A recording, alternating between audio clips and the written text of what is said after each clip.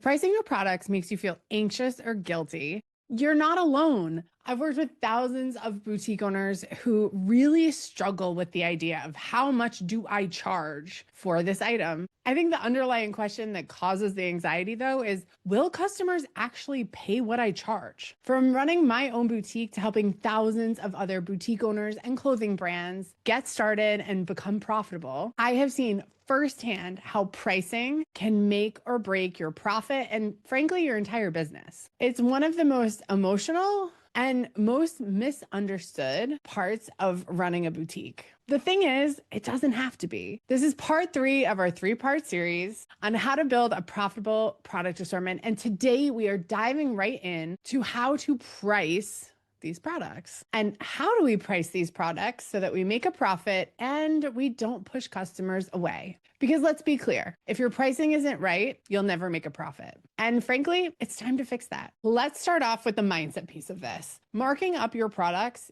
isn't greedy. Okay, this is survival. This is also just like how retail works. Like the fact that you've decided to feel like it's greedy or you can't do this or you want to be affordable. I get it. I do.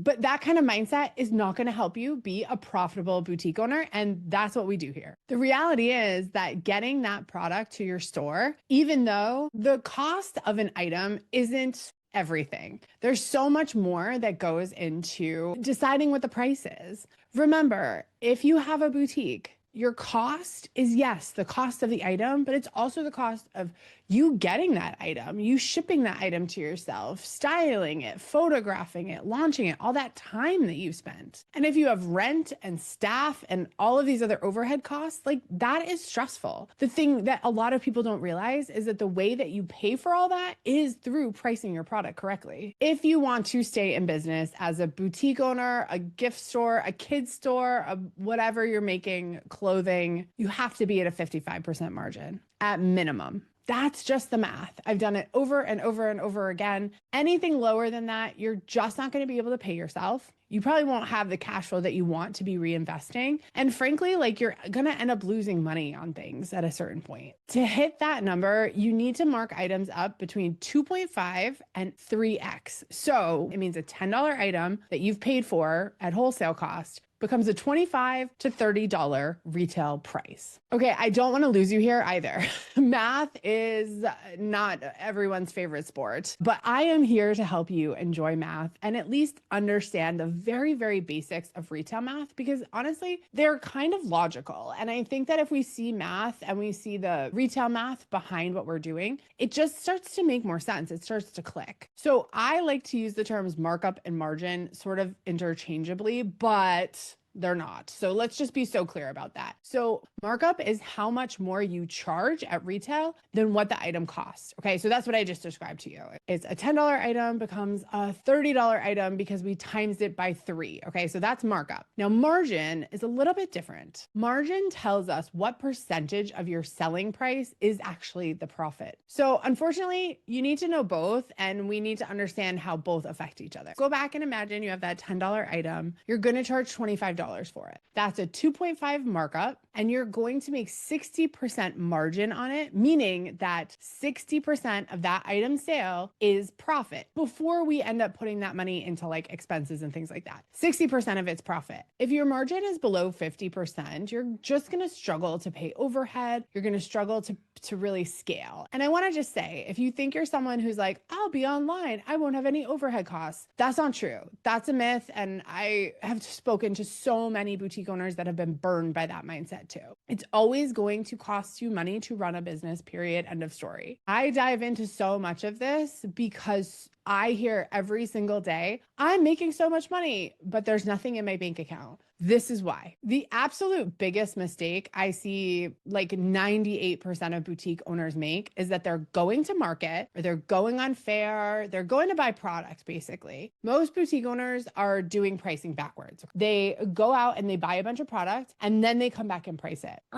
Wrong. This is the exact moment where profit starts to just disappear. I want you to always reverse that process. So we are going to have a list of items or departments, and we're going to put retail prices to it. We're going to say, how much would someone pay for this? What is someone else charging for this? And when I say someone else, I don't mean the boutique next door. I actually, most of the time, mean a national retailer. So as you're doing this pricing first, then you just know you're going to hit your margin. All you have to do is look for items that fit into that margin. So often when I go to market with people, I'll hold up an item and I'll say, how much would you charge for this? They'll give me the price. I'll look at the cost of it and I'll say, nope, can't afford it. Nope, can't afford it. Why can't you afford it? Because your customer won't pay enough of that difference so that you make a profit. The cost is sometimes too high, and that's okay. Sometimes the cost is too low and you can make a ton more. But what I really need you to do is, before you buy, create a retail pricing structure. Understand how much you can charge for things and then how much you need to pay at wholesale, including fees, all that stuff, to really hit your numbers. Honestly, I teach this every single day, and more specifically, I teach it in a digital product called the Smart Start Inventory Plan. It is a paid, very low cost digital product, but in that, I teach you how to build a product assortment that prices you for profit, that helps you understand exactly how much to buy once you have that set up. So if you want to build a buying plan, an inventory plan, or just start wrapping your head around how to manage inventory in a way that makes you money, the Smart Start Inventory Plan is 100% going to solve that problem for you. I will show you how to create a buy plan based on your numbers, not just oh, I think this will sell, or what the vendor told you should do. If all of this is really vibing with you and you're honestly, I do need to learn how to do this, comment smart below and we'll send you the link to that digital product. And honestly, this could save your business, especially if you're struggling. So whether you're starting out or you're I'm not charging enough, I'm that person that doesn't have the money in your bank account, please get the Smart Start Inventory Plan so you can start to unravel that and you don't come to me in 3 years being I have no money at all and I'm millions of dollars in debt. No, my students that start off with me do not end up like that. One term you're going to hear everywhere in retail, especially if you're attending markets or shows, is this really old school term called Keystone. You may also hear MSRP, which means manufacturer's suggested retail price. A few things about this that we need to talk about. One, Keystone is usually referred to as a 2x margin. So you already know I don't like it. It is only saying a $10 item is a $20 item and $10 is your profit. That is not enough. You might be sitting there saying, but that's huge. It's not. It's not enough. Keystone's not enough to keep you in business. It maybe was 50 years ago. It's just not anymore. On the other hand, MSRP is often with a brand that sells to national retailers or they sell on their own website. And so they want to keep their retail pricing the same across the board. You wouldn't want in your clothing brand someone to say, oh, I know I can get it cheaper on the brand's website, or I know I can get it cheaper at this local store. A manufacturer's suggested retail price is usually something that a vendor will want you to stick to. That said, many vendors, and there's a couple websites that will list an MSRP, and it's a suggestion and it's a bad suggestion. So what we want you to do is actually go higher on most of those. Most manufacturers' suggested retail prices are a 2x markup. It's not enough. So I want you to make sure you talk to the vendor and say, okay, this is suggested, but is it required? That's the difference. And that's where you're going to be able to say a heck yes or a heck no to something. You basically always have to think about what is the minimum margin that I need to run my store. Most people, especially with the way that rent is places, utilities, just costs are higher than they've ever been before. And so making sure you pad your margin, getting that 2.7x, 3x, 4x, 5x, 10x, I don't care what it is. If you can get more margin, take it. Okay. So if you are in a high traffic, visible area with a high-end clientele, go higher, get better markup. You can do it. I think, again, this goes back to the mindset of being affordable or feeling guilty about charging too much. If you feel guilty about charging too much, do not start a boutique. It is going to be very hard for you to be successful because that's just not how this works. And at the same time, you have to remember every store out there is doing this, whether it's toilet paper, iPhones, it doesn't matter. There's always markup on everything. And why? Because those companies need the margin dollars. They need the profit dollars to stay in business. You do too. A little known fact about pricing is that it's all about the presentation and all about how things sit within your assortment. So once again, the idea of going to market, buying a bunch of stuff, and then pricing it later, I know who does that because I go to your website and your prices are all over the place. I know that you don't have a plan. Higher level inventory teaching is more about the price value relationship. So if I go on your website and I see two tops that look incredibly similar and they are very different prices, I am freaked out. I'm like, what are they doing? What's wrong with these? Or like, what's good about this? What's wrong with this? It doesn't matter what you paid for the item. It matters how you present the retail price of the item and then also what you present it around. So I'm not going to lie. Like, I have seen at vendor booths products that I know could sell on a high-end website and they're like $14 cost. And I know I could charge $200 for it. Why? Because I would have a great brand that looked high-end, that looked luxury. I know that I would present it with other styles that were $150, $250, right? So it doesn't look crazy high or crazy low. It's all about how each item sits within the assortment. So two ways to look at this. One is, how do all of the items in one category relate to each other when it comes to pricing?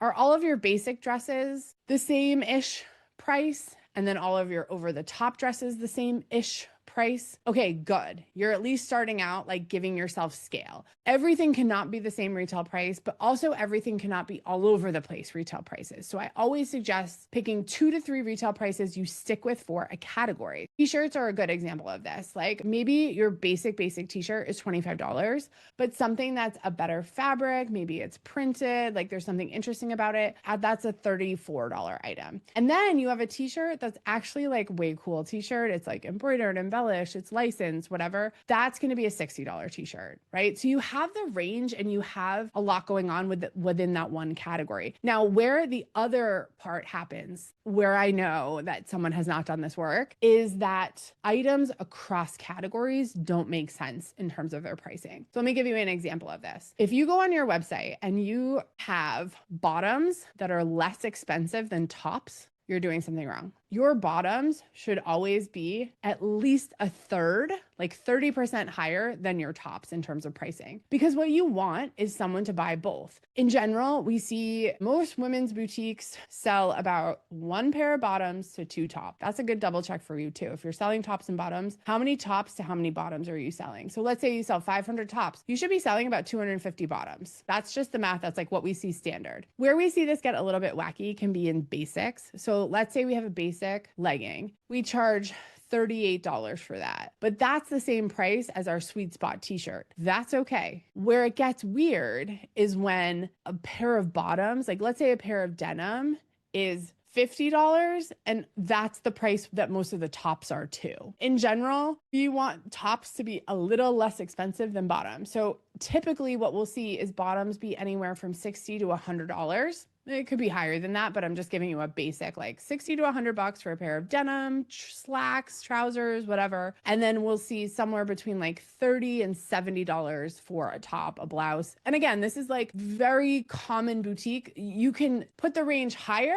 I wouldn't put the range lower. This is like your baseline minimum. Like, how are you going to make money? If you came to me and you said, I want to set up a boutique, this is how I would start you. So when you think about these price ranges and you think about how you want to be selling things, how are you presenting them? How are you showing them off? Are you pairing the two most expensive things with each other? Or are you pairing an expensive top with a lower price top so people can see the variation, right? There's going to be certain situations where, you know, let's say you have a table and no one's really looking at it. Well, maybe it's because it's too bland, it's too boring. You need a real over-the-top statement piece to put in the middle of that table. While that over-the-top statement piece might not sell, the things around it probably will because people's eyes are drawn to it. You have to remember that how something is visually styled and priced also affect how it sells. So for example, I had someone come to me and they were selling jewelry. It was all like $15 though. And I was like, she kept saying, I don't sell it. I can't sell it. It's so affordable. I'm like, right, it's too affordable. Like people think that this is stolen or like, you know, and I'm making a joke, but like genuinely, if something is too low price, people will think something is wrong with it. So you have to find that middle ground for your specific customer, for your location, for your clientele. What is that perfect, what I would call sweet spot pricing? That's where the majority of your inventory is going to be in that category. And then you'll support it around it and beside it with things in that category that cost more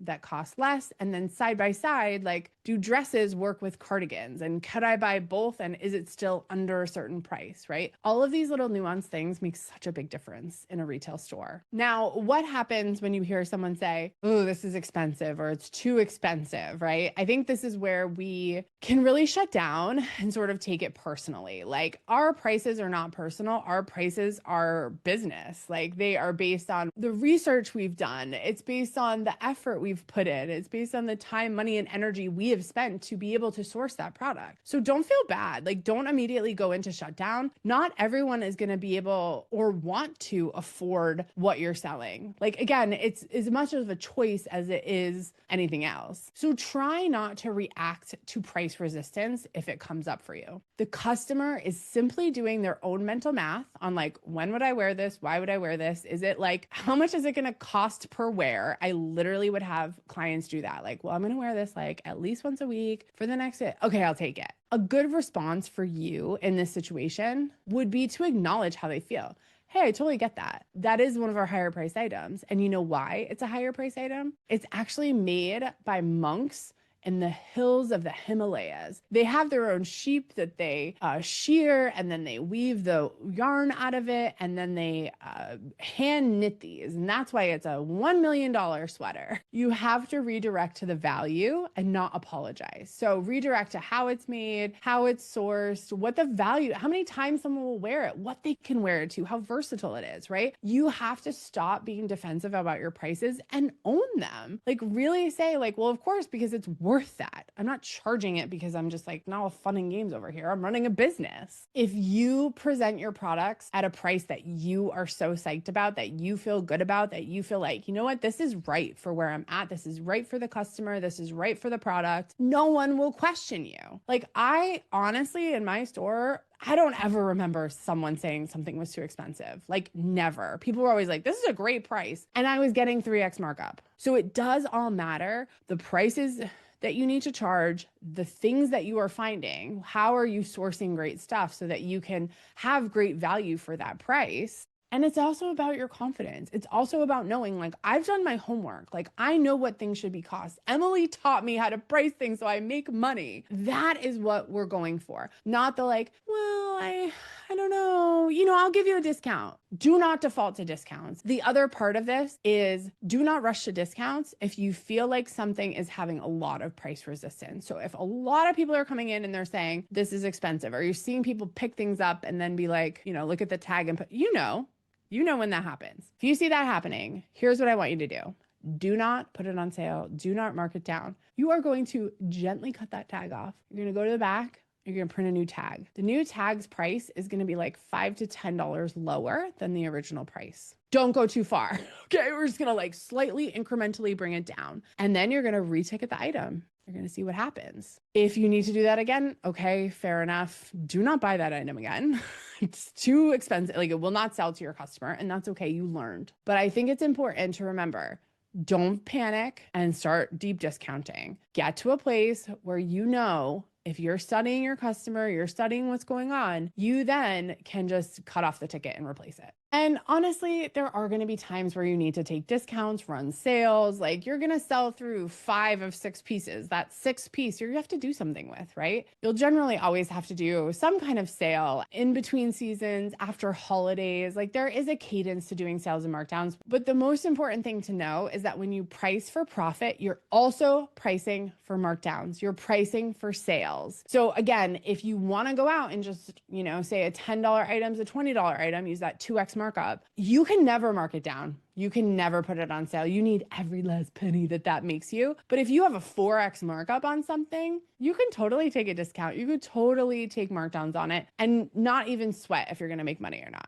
If this video has in any way helped you look at pricing and product assortment differently, please subscribe to my channel. These are my favorite things to talk about. And my hope is that I pass a lot of my knowledge on to you, because the more boutique owners that work with me, the more profitable boutique owners we see out in the wild, the more successful we see boutique owners being. So if you are in a situation where you have a boutique, a clothing brand, a wholesale company where you're not making money, please reach out to me. hello@boutiquetrainingacademy.com. I want to hear from you and I want to help you. Like, I am a consultant. I need you to be proactive and reach out and tell me you need help and like get over any embarrassment that you've like had in your business. Like, I have seen it all. Like, I've seen more things than you think I've seen. You don't scare me. Your problems don't scare me. And I want to encourage you to reach out if you need help. This video series has been really fun for me to make because, as I said, I love talking about product and profit and